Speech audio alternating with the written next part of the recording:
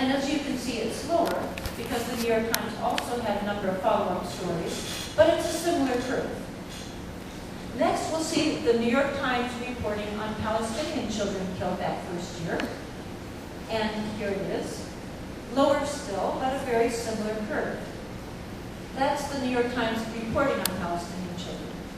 Next, we'll see the actual death curve of Palestinian children killed by Israelis that first year, and here it is. This bizarre pattern is what we have found again and again in our studies. Other groups have done similar studies. Fairness and Accuracy in Reporting, FAIR, is a well-regarded media watchdog organization that's been around for many years and looks into media coverage on many issues.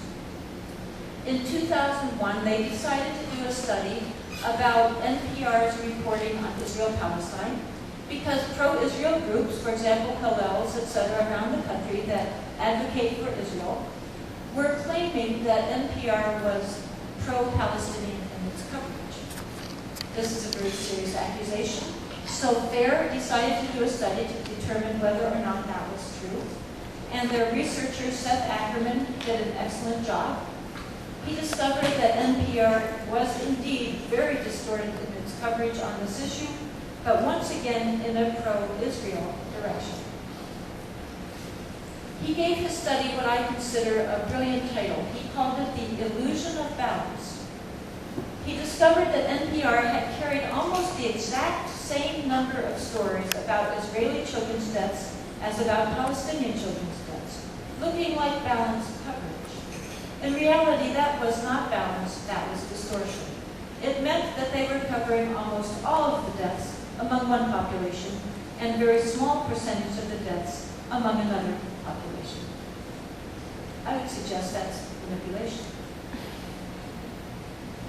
Bad as that is, and that is off the charts of unacceptable journalism, we find that it is even worse when we look at local media. For example, one of our first studies was at the San Jose Mercury News. This is a small, typical daily newspaper, and it's located in Silicon Valley near Stanford University. In this study, we were just looking at front page headlines because many of us are so busy, we just skim the headlines for the day. But we feel at least we're seeing the big stories of the day, the important news of the day. So to evaluate those, we needed to know how many had been killed on both sides. Again, let's remember all of these deaths are tragic. All of them. So how many Israelis and Palestinians were killed by the other side during this period? 121 Israelis, 384 Palestinians. How was this covered by the Mercury News front page headlines? Well, they reversed it. And they increased the differential. While this was going on, this is what it looked like. I was astounded. It struck me that reverse it, not just minimize it, reverse it and then increase it. It struck me that what if the Mercury News had reported the Super Bowl backwards? What if they gotten the World Series wrong? They would have been the subject of jokes by late-night comedians around the country. And here they were committing a reversal, a distortion of that magnitude, having to do with lives and deaths, and no one noticed it. There are so many issues. This is just the very tip of the iceberg. These studies are not even going into how much information was in those stories, how much personal information was there, photograph attached to it, etc. My hypothesis that I think is fairly likely is that if we added in those other significant and valid categories, the differential I'm showing you here would even be far worse than I'm showing you tonight. There's so many other omissions. For example, there is dissent in Israel.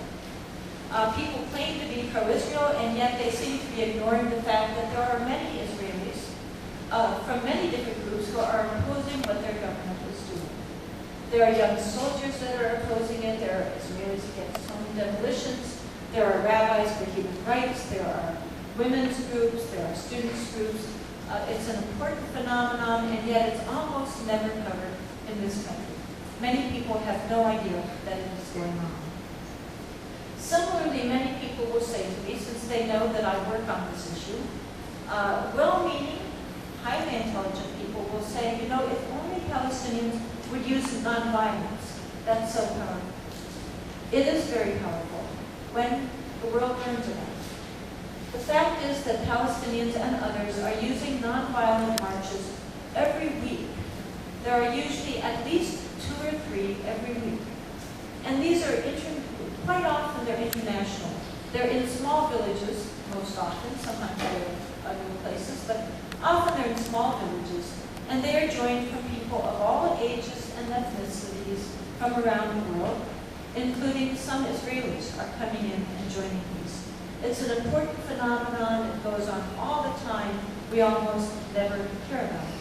And nonviolence, if it's not being covered, sadly seems to have really no power if the world doesn't know about it. A number of people have been killed taking part in nonviolent demonstrations. This is a partial list of just the past few years of people taking part in nonviolent demonstrations on their own land who were killed by Israeli forces, and yet we don't know about them. These are all Palestinians, but a number have been other nationalities. Rachel Corrie was 23 years old when she was crushed to death by a bulldozer 2 stories high. We barely learned about that. We learned very little about what happened afterwards. Tom Hernbell was 21 years old when he was shot in the head by an Israeli sniper. He was helping very small Palestinian schoolgirls to help when he was murdered. He was brain dead for about 10 or 11 months before he finally died. Using LexisNexis, I could not find a single American television report on that death. There have been others that have been not killed, but badly injured, and we just don't hear about them, by Israeli forces in every one of these cases. It's a significant phenomenon that is not being covered. Another omission of a very different sort occurred on Capitol Hill in 2003, in the Rayburn House Office building. There was a report by the Independent Commission into the Israeli attack on the USS Liberty. Sharing that report that day on Capitol Hill in the Rayburn House building was retired Admiral Thomas Moore, who had been the chairman of the Joint Chiefs of Staff, a 4-star admiral. This is the highest rank a military officer in the United States can have. With him that day was retired Rear Admiral Merlin Starr. He had been head of the whole legal department of the U.S. Navy. Part of their commission, not there that day, but part of the commission that signed their report was Marine General Ray Davis. He was the highest ranking Medal of Honor recipient in the United States of America. These are newsworthy men.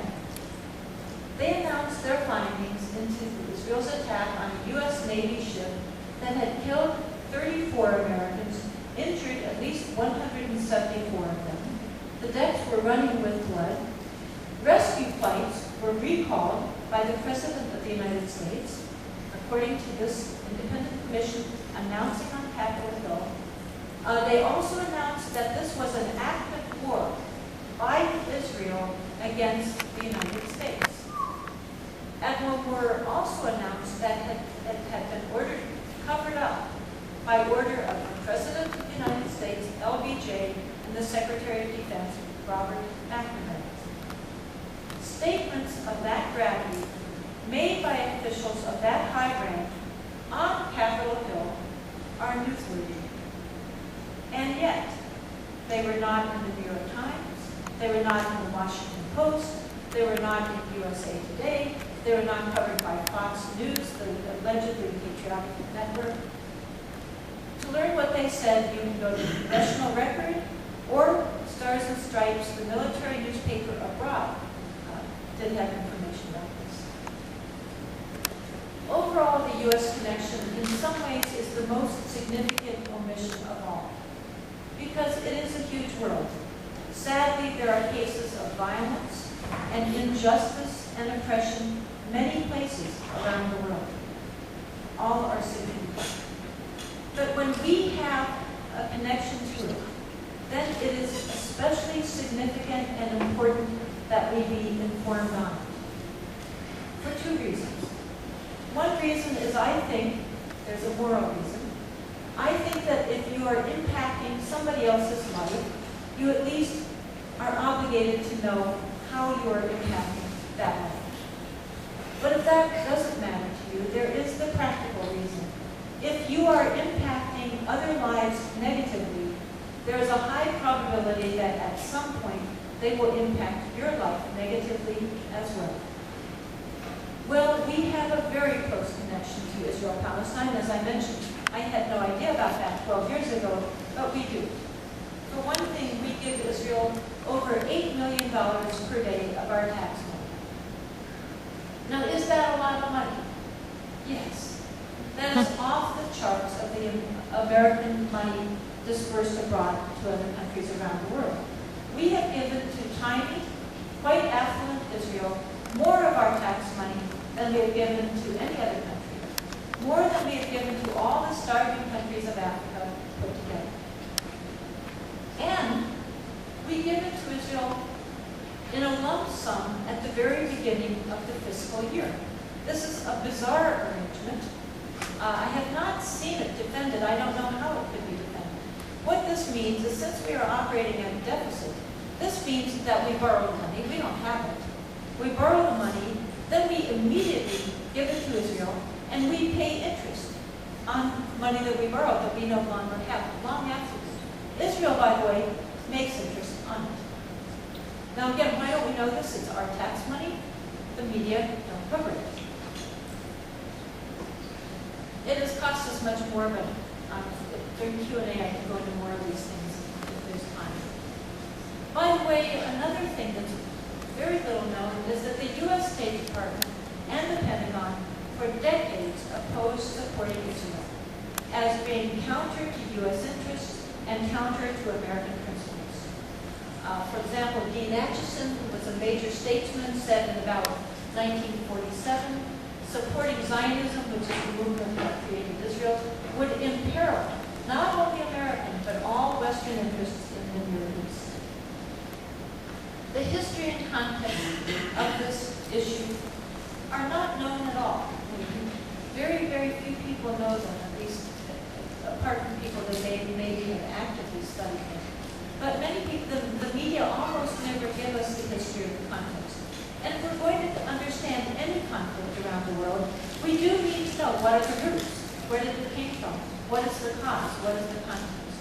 Well, the media don't give that, and that's actually good, because when they do, they give us Israeli talking points and Israeli myths instead of factual information. So I'll spend just 5 or 10 minutes with a very brief summary of what this is all about. I'd like to emphasize that it's important to draw from diverse sources of information. In the past 12 years, I've read book after book about this issue from diverse authors. American, Israeli, Palestinian, British, Jewish, Christian, secular, Muslim, from diverse authors. This is a very partial list of the books that I've drawn from when I'll sketch out this issue. One of the first things I learned when I looked into the issue of Israel-Palestine is that when I was born, there was no Israel. So where did the Israeli-Palestinian conflict come from if Israel didn't even exist when I was born? Well, there was Palestine. This was a region that had been around for centuries. So what happened? Where did the conflict come from? To understand this, you go back to the late 1800s. You don't go back thousands of years the way we're